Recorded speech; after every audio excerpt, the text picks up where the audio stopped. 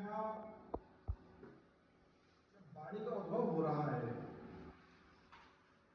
प्राप्त होता है इदमंजतमः कृष्णम जायेत भुवनत्रयम् यदि श्रद्धा वैवा नास्ति ज्योतिरा संसारम न दीप्यते।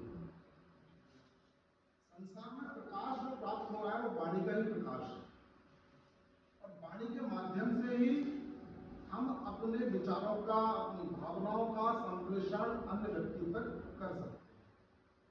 जब विचारों का संप्रेषण, विचारों का आदान प्रदान करने के लिए शब्द, वाक्य समूह का निर्माण हो जाता है, तब निर्माण होता है भाषा। न तत् सूर्यो भाति न चंद्र तारकाम न विद्युतो भान्ति कुतो अयम अग्नि तमेव भान्तं अनुवाद सर्वं तस्य भाषा सर्वम इदम विभाति। संपूर्ण चराचर जगत का जो प्रकाश है वो भासमान है भाषा से ही, और भाषा को ब्रह्मा की वाणी कहा गया है। अब हम बात कर रहे हैं आज मातृभाषा, माता से प्राप्त होने वाली भाषा। हमारे परिवारों में किस प्रकार से विचारों का संप्रेषण होता है, किन शब्दावलियों में वह भाव अभिव्यक्त किए जाते हैं, यह सब कुछ निर्मिति हमारी मातृभाषा से ही प्राप्त होती है। जब हम देखते हैं छोटा सा बालक है, उसे बोध नहीं है, अबोध अवस्था में है, किसी व्यक्ति ने कोई भी साधन मतलब खिलौना लाया तो कुछ भी एक घोड़ा लिया तो घोटा माने, संधव आने और संधव नए, अर्थात घोड़ा लाओ घोड़ा ले जाओ, उसमें प्रवृत्ति और निवृत्ति से समझ लिया। माता पिता ने 10,000 के बाद वो स्कूटर लिपसिंग आपने देखा होगा, तो माता पिता की बात को समझ रहा है, छोटा बालक है, बहुत बालक है, अब उसे बोध नहीं है कुछ भी, लेकिन प्रवृत्ति और निवृत्ति से उसे बोध हो गया। अब भारतवर्ष में अनेक प्रकार की भाषाएं बोली जाती हैं।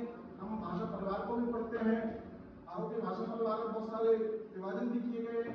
तो इतना लंबा न जाते हुए बात करते हैं, छोटा सा एक बच्चा है, वो मतलब कहाँ रहता है, कर्नाटक में रहता है, और भोजन की बात आ रही है तो माता बोलती है ननु भक्षणम किरकिन्नो, और आप उसे समझा रहे हैं the food student so but he understand. हमने के माने कह दिया ननु भक्षणम किरकिन्नु, और माता स्वयं भोजन करने लगी, परिवार के लोग भोजन करने लगे। बच्चे समझ गया, छोटा सा बहुत बालक है, उसे बोध हो गया कि भक्षणम किरकिन्नु माने खाना खाने की बात है, तो भक्षण क्रिया को समझ गया। भाई हम केरल प्रांत में देखते हैं, एक छोटे से बालक के पास माता कहती है निंजान आहारम कजक किल्ली, मलयालम मलयालम, निंजान आहारम किल्ली, वहां था ननु भक्षणम किल्किल्लु, शब्दों में बहुत समानता है। निजान ननु कन्नड़ मलयालम, आहारम भक्षणम। अब इनके मूल में देखिए, वहीं बंगाल में देखिए आप, अमी खाबरा खाई, खाने की बात चली, अमी खाबरा खाई, खाई खाने के लिए भी हो गया। अब इन तीनों के मूल में क्या है, संस्कृत।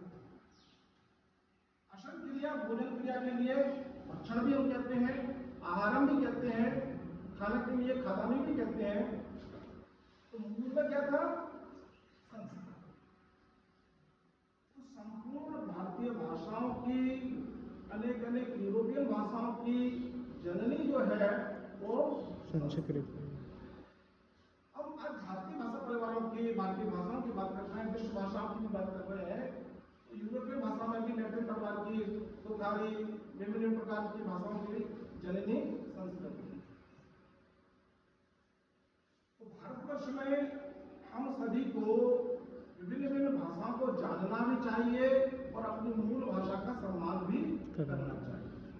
मूल भाषा जो है वह संस्कृत है, संस्कृत से असमिया, संस्कृत से बंगाली, संस्कृत कन्नड़, संस्कृत तेलुगु, संस्कृत मलयालम, है ना? मी खाना खातोय मराठी बोलेगा, मी खाना खातोय मला भूक लागली, काय कुठे जातो, कुत्र गच्छति, कुठे जातो, अलग फैसला बैठ जाइए।